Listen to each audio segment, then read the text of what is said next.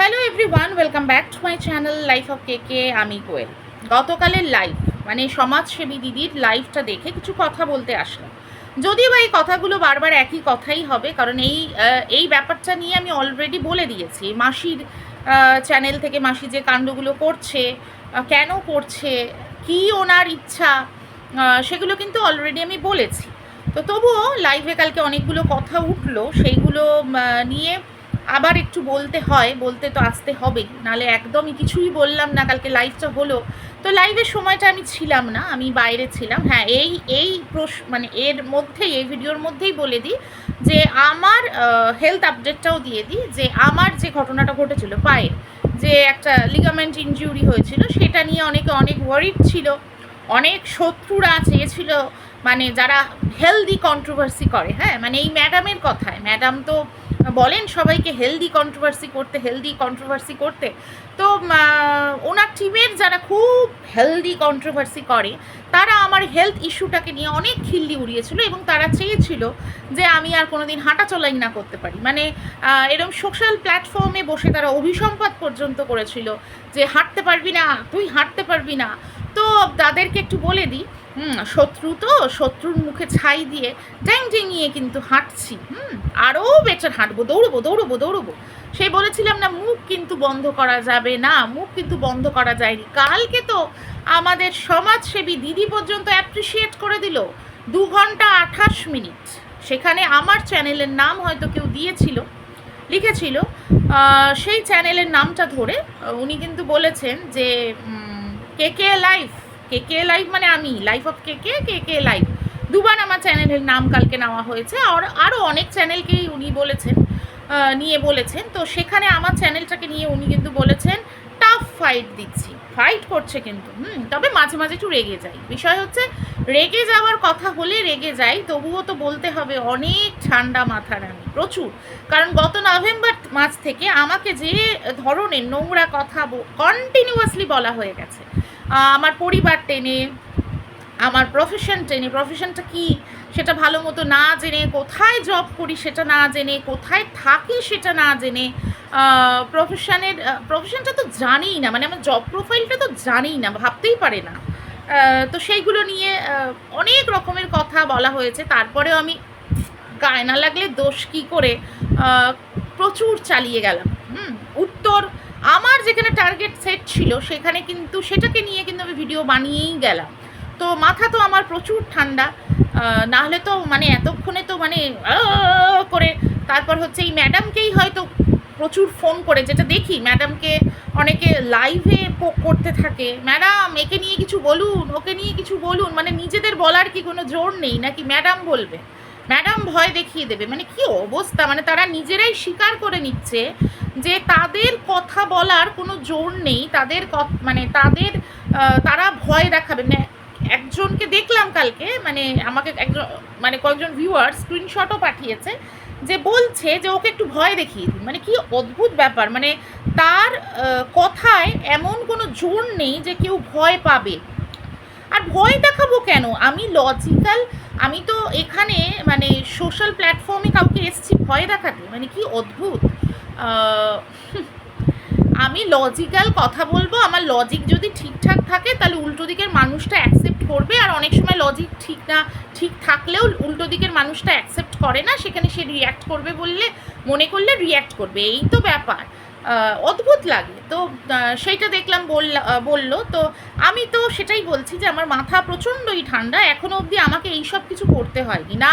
সত্যি কথা বলতে থানা পুলিশ দৌড়তে হয়েছে, করতে হয়নি।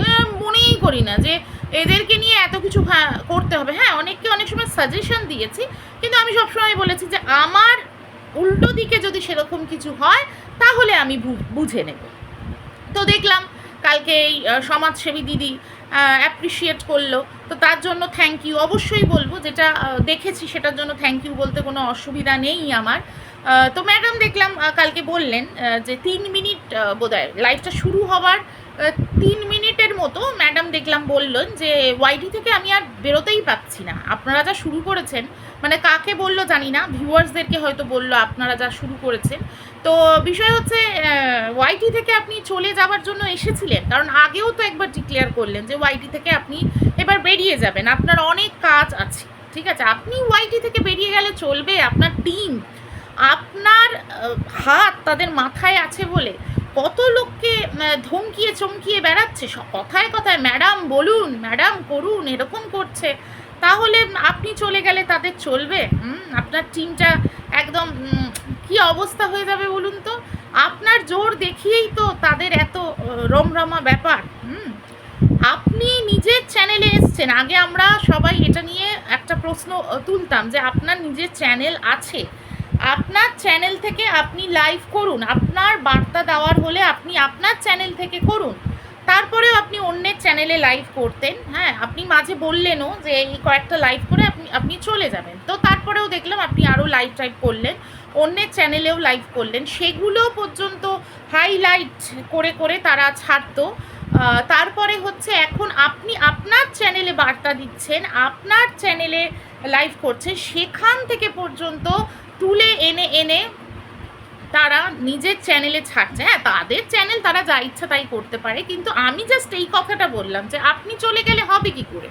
তাদের এই শর্টকাট যে ব্যাপারটা, মানে চ্যানেলের মধ্যে একটা শর্টকাট প্রসেস ভিউজ আনার জন্য, সেটা তাদের চলবে কি করে, তাই না ম্যাডাম বলুন তো? এরম বললে হয়? আপনি চলে গেলে হয়, তাই না? আপনি চলে গেলে তো অনেক কন্ট্রোভার্সি বন্ধই হয়ে যাবে।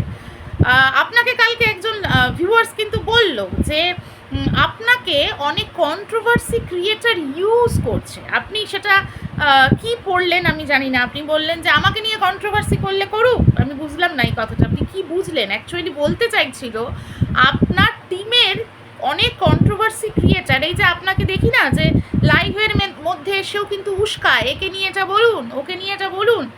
আর আপনিও অনেকের ভিডিও দেখেন, আমি তো বুঝলাম আমার ভিডিও দেখেছেন, আপনি অনেকের ভিডিও দেখেছেন, কিন্তু হয়তো সেটাই দেখেন, মানে আপনি এটাও বলেছেন কিন্তু সবার সব ভিডিও দেখে ওঠা হয় না, মানে আপনার কাছে যেগুলো আসে আর কি।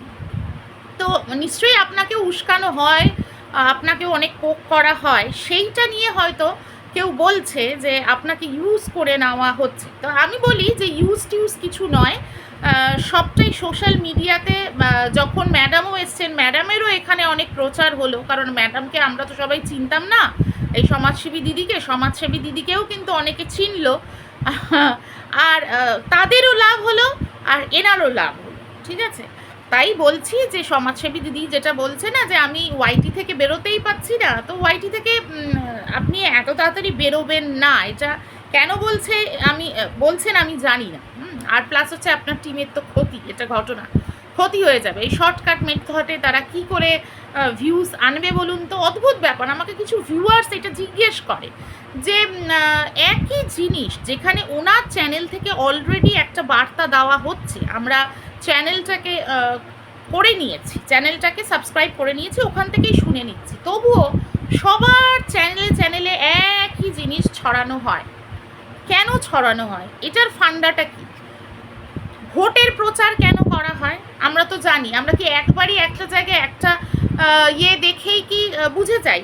তবুও দেখবেন রেডিওতে চালানো হয়, টিভিতে চালানো হয়, এতে চালানো হয়, ওতে চালানো হয়, এমনকি এখন আজকাল মোবাইলেও পর্যন্ত কল আসে। কেন? যাতে মাথায় বসে যায়, মাথায় ভালো করে ঢুকিয়ে নেওয়া যায়। ঠিক হীরক রাজার দেশের সেই যন্তর মন্তর ঘরের মতো একদম মাথায় বসিয়ে নেওয়া, ব্যাপারটা বোঝানো গেল। বারবার হ্যামার করে করে যে এইটা করা হচ্ছে, এইটা করা হচ্ছে, এইটা করা হচ্ছে, এই ভালো ভালো কাজ করা হচ্ছে। ঠিক আছে, এটা বোঝাতে পারলাম ভিউয়ার্সদেরকে? কি বোঝাতে পারলাম?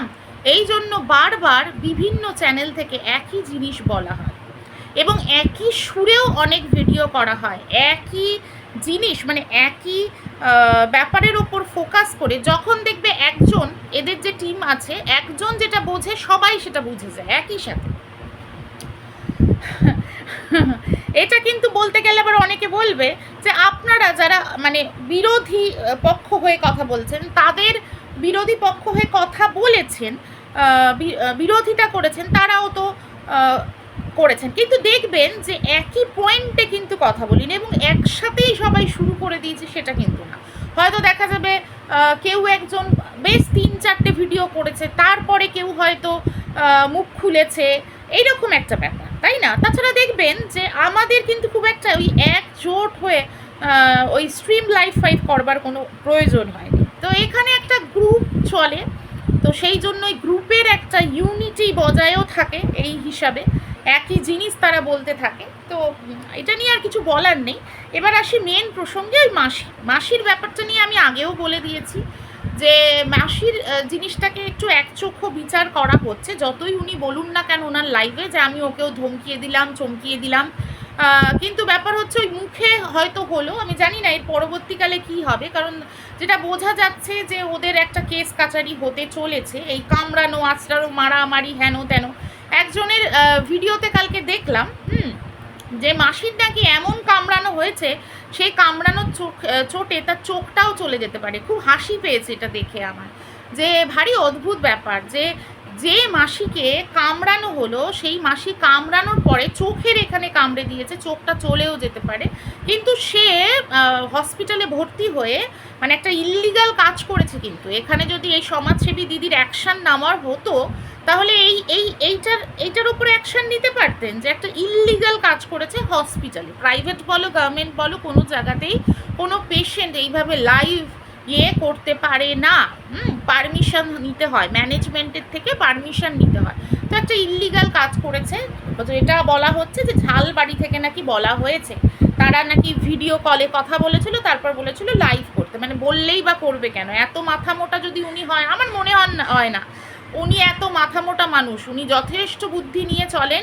এবং উনি খুব ভালো মতো জানেন কোথা থেকে উনি হাইলাইটেড হবেন, কোথা থেকে কী করলে ওনার ভিউজ আসবে, কী করলে উনি সিম্প্যাথি গেইন করতে পারবেন, সবই জানেন।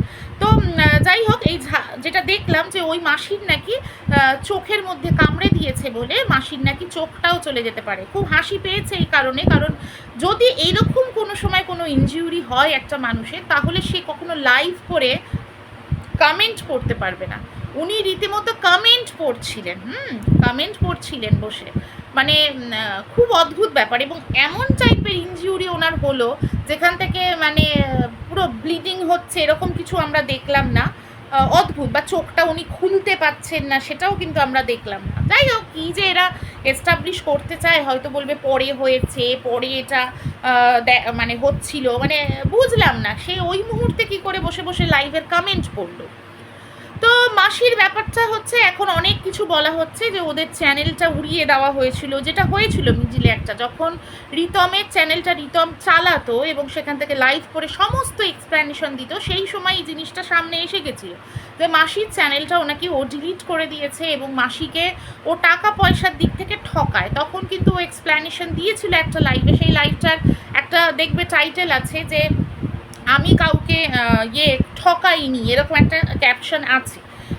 তো সেখানে কিন্তু এক্সপ্লেনেশন দিয়েছিল যে $100 নিচে পেমেন্ট হয় না, এবং গুগল অ্যাডসেন্সটা ওর মায়ের যে চ্যানেলের যে গুগল অ্যাডসেন্স, সেখানেই কিন্তু মানে অ্যাড করা ছিল মাসির চ্যানেলটা, যেহেতু মাসির বোধহয় গুগল অ্যাডসেন্স অ্যাকাউন্ট নিয়ে একটা সমস্যা হয়েছিল। তো যখন পেমেন্ট আসতো, যদি ওর মায়ের মানে সবিতা কাকিমার যে পেমেন্ট আসলো $100 যদি বা $200 আসতো ইন কেস, তাহলে মাসির চ্যানেলের জন্য, মাসির ভিডিওর জন্য সেই মাসের যে পেমেন্টটা থাকতো, মাসির তো প্রচুর ভিউজ হতো না ওই সময়, প্রচুর ভিউজ হতো না, কিন্তু এখন তো কন্ট্রোভার্সি করে তার প্রচুর ভিউজ হয়েছে, ওই সময় প্রচুর ভিউজ হতো না। তো আমরা জানি যারা ওয়াইটি স্টুডিওটাকে ঘাঁটি, তারা জানবে যে একটা ভিডিওর এগেনস্টে ধরো $2, $3, $4 এরকম ঢোকে। তো মাসি যে ভিডিওগুলো করতো তার হিসেবে যত ডলার হতো, যে পেমেন্টটা হতো, সেটা ক্যালকুলেট করে এবং উইথ প্রুফ, এবং বাড়ির লোককেও, ওর দাদাকেও কিন্তু ও পাঠিয়ে দিত যে এই পেমেন্টটা পেয়েছি এই ভিডিওর এগেনস্টে, সেই হিসাবে এই মাসে, মানে ও ইচ্ছা করলে কিন্তু তাহলে টাকাটাকে আটকে রাখতে পারতো, যে মাসির যত টাকা হবে $100 মাসির অ্যাকাউন্টটা থেকে যবে হবে তবেই পাবে, সেই হিসাবে করতে পারতো, কিন্তু সেটা ও করতো না, ও মাসে মাসে পেমেন্টটা দিয়ে দিত। ঠিক আছে, এবং দেখ এটাও ও বলেছে যে আগের ভিডিওর জন্য পরেও যে যদি পেমেন্ট কিছু ঢুকতো সেটাও কিন্তু ও উইথ প্রুফ যে এই মাসে আবার এই টাকাটা ঢুকেছে বলে সেটাও কিন্তু পাঠিয়ে দিত। মানে সেম ভিডিও আগের মাসে এই টাকাটা যদি ওই ভিডিওর জন্য এত টাকা ঢুকেছে, পরের মাসেও কিন্তু ও পুরো একদম দেখিয়ে দিত যে পরের মাসেও যদি ওই সেম ভিডিওর জন্য সামান্য টাকাও ঢুকে থাকে সেটাও কিন্তু ও ক্যালকুলেট করে উইথ প্রুফ কিন্তু ওর দাদাকে এমনকি স্ক্রিনশট পাঠিয়েও কিন্তু ও দিয়ে দিত। তারপরেও এই কথাটা উঠছে যে এইটা নিয়ে একটা সমস্যা, এটা কোনো সমস্যাই না, অ্যাকচুয়ালি সমস্যাটা ওইটাই, সেটা হচ্ছে মাসির অনধিকার চর্চা, এই সংসার করতে দিতে হবে এবং সেটা খুব ফেক, ভীষণ ফেক। মাসি যদি এতই ভালো হতো তাহলে মাসি প্রথম থেকেই এই একটা বউ দুটো বউ এই ব্যাপারটাকেই কিন্তু কোনো দিন মেনে নিত না। কালকে দেখলাম ম্যাডামের চ্যানেলে ম্যাডাম বলছেন, লাইভে বলছেন যে মাসির চ্যানেল থেকে কিন্তু চাইল্ড ম্যারেজ প্রমোট নেই, কিন্তু মাসির চ্যানেল থেকেই মানে মাসির বাড়ি থেকেই কিন্তু চাইল্ড ম্যারেজ প্রমোশনের ব্যাপারটা ছিল। ডাইরেক্টলি মানে চ্যানেল থেকে না থাকলেও উনি তো কাজটা করেছিলেন, ঠিক আছে। ওই যে প্রথম বিয়েটার যে ঘরে যে সিঁদুরটা সেটা এখনও ওয়াইটি প্ল্যাটফর্মে অনেকেই ডাউনলোড করে নিজের চ্যানেলে ছেড়ে রেখেছে, খুঁজলেই পাওয়া যাবে, ওটা কিন্তু মাসির ঘর। এবং মাসি কিন্তু, আমি এটা বারবার বলেছি, মাসি ঘুরিয়ে ফিরিয়ে দুটো বউকেই নিজের বাড়িতে এনে অনেক বিষয়ে কিন্তু প্রশ্রয় দিয়েছে। এমনকি এই যে লিগাল ওয়াইফ মানে কে নিয়ে এত ঝামেলা, সেই লিগাল ওয়াইফ চলে যাওয়ার পরেও 11 মাস ধরে যে মেয়েটি আসা যাওয়া করেছে সেই মেয়েটিকেও কিন্তু মানে এই লিগাল ওয়াইফ চলে যাওয়ার পরেও কিন্তু অনেক ব্যাপারে সেই মাসি কিন্তু প্রশ্রয় দিয়েছে। তাহলে মাসি হঠাৎ করে এত সাধু হয়ে গেল কেন? এখানে বিশাল একটা গিভ অ্যান্ড টেক ব্যাপার আছে। প্রথম হচ্ছে তার চ্যানেলটাকে মানে করে নেওয়া, সেই চ্যানেলটাকে এর মধ্যেই তাড়াতাড়ি করে প্রমোট করে নেওয়া, গ্রো করে নেওয়া, ভিউজ নিয়ে আসা। সেই রিতম ছাড়া কিন্তু এনার কিছুই নেই। রিতমই এনার আইডেন্টিটি, রিতমই চিনিয়েছে, রিতমকে বেচেই কিন্তু এ আবারও চ্যানেলটাকে ওই গ্রো করে নিতে চায়, আর কিছুই না। এখানে ভিউজ একটা ম্যাটার করে। তাছাড়াও এই ঝাল বাড়ির সাথে এনাদের একটা গিভ অ্যান্ড টেক কোনো একটা ব্যাপার হয়েছে, ঠিক আছে। এবার জানি না কে কতটা গিভ করলো আর কে কতটা টেক করলো, এটা বলতে পারবো না। তবে শুনতে পাচ্ছি বলবো না যে এই ঝাল বাড়ি নাকি মানে বলেছে আর কি, যে ঝাল বাড়ি আর কি এই লাইভটাও করতে বলেছিল। তো সেদিনকে এই মিস্টার ঝালও কিন্তু ওনার লাইভে ছিলেন, মানে হসপিটালাইজ কন্ডিশনে যে লাইভ করছিল, আমাকে একজন স্ক্রিনশট পাঠিয়েছে, তাতেও কিন্তু ঝপন ঝাল বলা নিয়ে কত কাণ্ড। এখন দেখছি সবাই ঝাল বলছে, হ্যাঁ, মানে যারা এই ঝিমিদের বিপক্ষে কথা বলে তারা ঝাল বলতো, সেটা আলাদা কথা ছিল, কিন্তু এই ঝাল আমি বলেছি বলে সেটা কিন্তু নিয়ে অনেক অনেক অনেক দূর। মানে এখন দেখছি যারা বিরোধিতা করেছিল তারাও ঝাল ফ্যামিলি দিচ্ছে, ভাবা যায়। মানে এরপরে আবার অনেকে বলবে স্টেবিলিটি নেই, এই নেই সেই নেই। কেন বলছি এই কথাটা? কারণ আমি যখন নভেম্বর মাস থেকে মোটামুটি ঝাল পরিবারের এগেনস্টে কথা বলেছিলাম তখন কিন্তু আমাকে দোকলা, পাল্টিবাজ, কমিউনিটি পেয়েছি, তারপরে চেঞ্জ হয়ে গেছি, সব বলা হয়েছিল, সেগুলো একটু মনে করিয়ে দিচ্ছি। হ্যাঁ, আজকে তাদেরকেই দেখছি নিরপেক্ষ ভিডিও করছি, এদিকে যাচ্ছি ওদিকে যাচ্ছি। তো এইগুলো ওই যে বলে না যে সব কথাই কিন্তু সেই আমার মতো অনেক ক্রিয়েটারের ঠিক মানে সত্যি প্রমাণ হয়ে গেল। তো যেটা বলছিলাম যে ঝপন ঝাল কিন্তু ওই লাইভে ছিলেন এবং উনি কিন্তু বলছিলেন যে এই বিষয়টার মধ্যে আমাকে যেন না টানা হয়, আমাদের যেন না টানা হয়, এরকম টাইপের একটা মন্তব্য উনি করে এসছে। তো ব্যাপার হচ্ছে এখানে এই মানে মাসিকে ইউজ করে নিয়েছে এরকম টাইপের ব্যাপার সাজিয়েও লাভ নেই, কারণ কেউ ইউজ হতে না চাইলে কেউ কাউকে ইউজ করতে দেয় না, এখানে সবই নিজের ধান্দা থাকে, ওইটা একদমই বাজে কথা। ওনাকে ইউজ করতে চাইলেই বা উনি ঢুকে পড়বেন কেন? এবার কথা হচ্ছে মানে এটা বলা হচ্ছে যে দুই বাড়ি, মানে দেবনাথ বাড়ি এবং এই মাসির বাড়ি দুজনেই দুজনের এগেনস্টে কেস করবে, এবার দুজনেই দুজনের প্রমাণ নিয়ে কেস করবে। তো কেস করবে, সেটা যা হবে সেটা দেখা যাবে। তবে কাজটা আমি আবারও বলবো, মাসিরা কিন্তু ঠিক করেনি। অনধিকার চর্চা করলে এই জিনিস হয়। কে কাকে মেরেছে যতটুকু আমরা দেখেছি ততটুকুই আমরা বলছি, ঠিক কথাই, কিন্তু যেটা দেখেছি তার বেসিসেই তো বলবো। এবার মাসিরা তো কিছু দেখায়নি, তো বলতে পারবো না। তো যতটুকু দেখেছি তাতে বুঝেছি যে যেটা হয়েছে খুব খারাপ হয়েছে, এবং মাসিরা যে এই জিনিসটা করে সেটা আগের বারের লাইভে প্রমাণ হয়ে গেছে। কারণ আগের বারের লাইভে কিন্তু মানে রিতমরা ঝামেলা করতে যায়নি, রিতমরা কিন্তু বারবার আটকাতে চেয়েছিল, রিতমের বাবাকে মাকে আটকাচ্ছিল, সেখানে মাসিরাই কিন্তু চড়াও হয়ে গেছে। তো এখানে দুয়ে দুয়ে ওই 4 হয়ে গেছে যে মাসিরা এরকম চড়াও হয়, এই অভ্যাসটা মাসিদের আছে বলে লোকে এটাই ভাববে যে মাসিরাই চড়াও হয়েছে। হ্যাঁ, এবার রিতম কিন্তু বলেছে রিতমের কাছেও অনেক প্রমাণ আছে। আর এই দিদুন কিন্তু তার লাইভে বলেছে যে ওরা আসেনি, এরাই মানে এরা কিছু করেনি, রিতমদের বাড়ি কিছু করেনি, ওরাই কিন্তু চড়াও হয়েছিল, ওরাই কিন্তু প্রথম মেরেছে। এবার এই দিদুনকে নিয়ে এখন ম্যাডাম বলবে যে দিদুন তো আগেও অনেক কথা বলেছিল, সেটাও তাহলে ধরতে হয়। ব্যাপার হচ্ছে সেটা কিন্তু ধরা হয়েছে, সেটা কিন্তু অনেকের ভিডিওতে হাইলাইটেড হয়েছিল। এই দেখো দিদুন এই বলছে, এই দেখো দিদুন এই করছে, এমনকি মাসির লাইভের পার্ট তুলেও কিন্তু হাইলাইটেড হয়েছিল। হ্যাঁ, মাসিকে কিন্তু একটা প্রশ্রয় দেওয়া হয়েছিল। আমি জানি না বাবা, এই যে বলছি না, এই যে বিচার ব্যবস্থাটা, যে এই যে বিচার করা হচ্ছে বা এর এগেনস্টে স্টেপ, ওর এগেনস্টে স্টেপ, এটা যে কী নেওয়া হচ্ছে জানি না। আজকে মাসির এগেনস্টে স্টেপ নেওয়ার মতো কিন্তু অনেক কিছুই ছিল। আমি বুঝলাম না ব্যাপারগুলো কি হলো।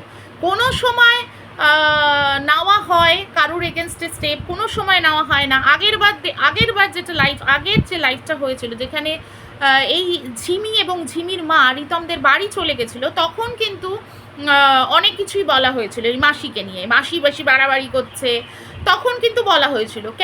কেন বলা হয়েছিল এটাও আমি বলি ভিউয়ার্সদেরকে। সেটা হচ্ছে কেন বলা হয়েছিল, তখন কিন্তু এই মানে চিঙ্কি পাল আর এই ঝিমি দুজনে কিন্তু এই টিমটাকে না জানিয়ে চলে গেছিল, ঠিক আছে। আর সেখানে সাপোর্ট করছিল হচ্ছে মাসি, সেখানে মাসিকে ওই জন্য অনেক কিছু ভুল ধরা হয়েছিল, ঠিক আছে। এইটা একটা রাগের জায়গা ছিল চিঙ্কি পালের ওপর, যে চিঙ্কি পাল কাউকে না বলে কেন চলে গেছে। তখন কিন্তু প্রীতমের অনেক কথাই শোনা হচ্ছিল, ঠিক আছে। এই জায়গাটা থেকে চিঙ্কি পালের ওপরে অনেক কিছু রাগ, মানে এখানে এই জিনিসটাই হয়। এই যে বলা হয় না যে গভীরে গিয়ে তলিয়ে দেখেছি, অনেক দূর অবধি ভেবে দেখেছি, তাই জন্যেই না বুঝতে পেরেছি এই ঝালবাড়ি অনেক খারাপ। এটা বোধ হয় নয়, এটা বোধ হয় না। যতই এটাকে একটা প্রিটেন্ড করবার চেষ্টা করা হোক, কিন্তু সেটা নয়। এই জিনিসটা কিন্তু রয়েই গেছে যে যখন পাত্তা দেবে না, তার এগেনস্টে সবাই চলে যাবে। ওই যে বললাম, সেদিনকে চিঙ্কি পাল পাত্তা দেয়নি, ঝিমি পাত্তা দেয়নি, তার আগে থেকেই পাত্তা দেওয়া বন্ধ করে দিয়েছিল। সেই দিনকে কিন্তু ওই জন্য রিতম অনেকটা প্রায়োরিটি পেয়েছিল, রিতমের অনেক কথা শোনা হয়েছিল ওই লাইভটা। হ্যাঁ, আর সেদিনকে ওই জন্য এই মাসির অনেক দোষ ত্রুটিও দেখা হয়েছিল, যেহেতু মাসি ওই ঝালবাড়ির একটু পক্ষে হয়ে কথা বলছিল, ঝালবাড়ির হয়ে অনেক কিছু বলছিল। আবার ওই জিনিসটা আবার হয়ে গেল যে রিতম আবার অনেক কথা শুনলো না। হ্যাঁ, রিতমকে অনেক কিছু বলার পরে রিতম শুনলো না, কিন্তু রিতম বাধ্য হয়েছে। রিতম একতরফা সোশ্যাল মিডিয়াতে তাকে নিয়ে যে কাটা ছেঁড়াগুলো করা হয়েছে, অলরেডি তাকে নিয়ে যে প্রশাসনের আওতায় আছে পুরো কেসটা বলেও অনেক কিছু তাকে নিয়ে এই সোশ্যাল প্ল্যাটফর্মে বলার হয়েছিল, যেটা সে মুখ বুজে অনেক সহ্য করেছিল। কিন্তু কোথাও গিয়ে একটা মানুষ তো ব্লাস্ট হয়, সেই ব্লাস্টটা কিন্তু ওর ওই লাইফটাই হয়ে গেছিলো। নালে মানুষ বুঝতো না, এটা কন্ট্রোভার্সি করা নয়। কন্ট্রোভার্সি হচ্ছে যদি সেও প্রথম থেকে অনেক রকমের উত্তর বিভিন্নভাবে দিত। আজকে রিতমের হয়ে যারা ভিডিও করেছে সেখানেও বলা হয়েছে যে রিতম করাচ্ছে সব কিছু, রিতমকে মানে করে টার্গেট করে করা হয়। তো সেখানে রিতম কন্ট্রোভার্সি আমি বলবো এটা করেনি, এটা ওর একটা আউটব্রাস্ট হয়েছে। আজকে ওকে নিয়ে সোশ্যাল মিডিয়াতে করা হবে দিনের পর দিন, সোশ্যাল মিডিয়াতে এই মাসিরা দিনের পর দিন ওদেরকে পোক করে গেছে, উত্তক্ত করে গেছে। সেই জায়গাটা থেকে ও একটু কি ঘটনাটা তারা ঘটায়, কারণ তারাও ভেবেছিল কিন্তু সবার অলক্ষ্যে করে দেবে কাজটা। সেই পিকচারটাও একটু দেখিয়ে দিয়েছে। এবার আগে করেছে না পরে করেছে না কি করেছে সেগুলো সময় আসলে নিশ্চয়ই বোঝা যাবে, কারণ রিতম কোনো না কোনো সময় তো আসবে, কোনো না সময় কন্ট্রোভার্সি করুক বা না করুক কিছু হয়তো ও হালকা ছোঁয়া দেবে, হয়তো বলবে, বা মাসিও যে একেবারে দমে যাবে বলে তো আমার মনে হয় না। যদিও বা যদি সত্যিই যদি কেস কাচারি হয়, যদি দমে যায়, সব কিছু বন্ধ হয়ে যায়, যদি এটা মামলা মোকদ্দমার মাধ্যমে মীমাংসা হয় তাহলে তো ওয়েল অ্যান্ড গুড। তবে আমি বলবো যে কন্ট্রোভার্সিটা এদের যে মানে দুই বোনের যে কন্ট্রোভার্সি, সেই ঝগড়াঝাটি যেটা পারিবারিক বিষয় বলে এখন বলা হচ্ছে, সেই ব্যাপারটায় ধোঁয়া দেওয়া হয়েছে, কিন্তু অনেকটা বেশি ইন্ডালজেন্স দেওয়া হয়েছে, তাই জন্যই আজকে এতটা বেড়েছে। ঠিক আছে, চলো আর কিছু বলার নেই। আমরা যেটা আশা করেছিলাম যে এই রিতমের মাসির এগেনস্টে অনেক লিগাল স্টেপ নেওয়া হবে, সেটা কিন্তু হবে না, এটা পুরোপুরি ক্লিয়ার, এটা হবে না। সেটা চোখের সামনে অনেক কিছু দেখা গেলেও হবে না, ওই বারবার একটা ওয়ার্নিং দেওয়ার মতোই কিন্তু চলবে, আর কিছু হবে না। আর সেই ঝালবাড়ির এগেনস্টে স্টেপ নেওয়া, দেখা যাক কি হয়। ঝালবাড়ির এগেনস্টে বলেছি, বলবো, সেখানে যেটা ভুল দেখবো নিশ্চয়ই বলবো। ঠিক আছে, চলো সবাই ভালো থেকো, সুস্থ থেকো। অনেক বড় হয়ে গেছে ভিডিওটা, আর বেশি বাড়ালাম না, চলো টাটা।